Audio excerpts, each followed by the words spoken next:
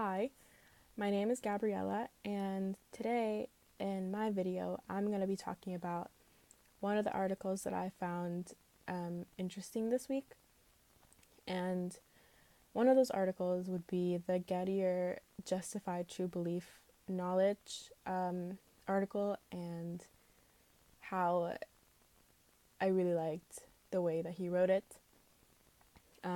First of all, I really enjoyed that he started off his article by introducing the reader, who happens to be me and who happens to not really know much about the subject until now. He introduces the reader to the various previous attempts that there has been to define knowledge, which would be the justified true belief. And then he introduces them very efficiently. He just lists them off, and shortly after he begins his argument. So he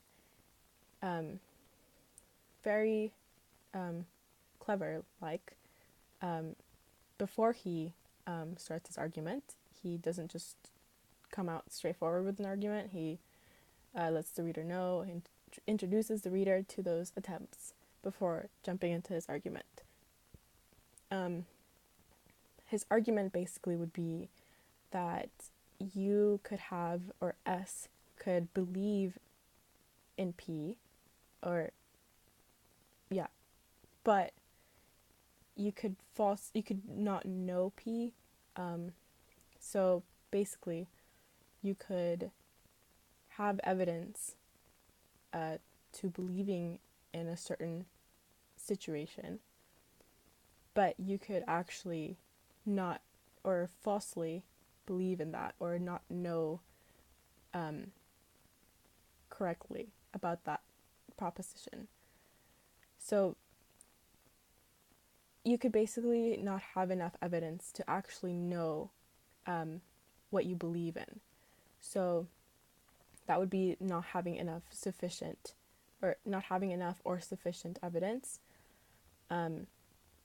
So to clear that up, he basically introduces counterexamples, which I found very helpful to understand. To me, his argument is, he doesn't just state his argument in words. He kind of uses the counterexamples to paint pictures, which I found very interesting.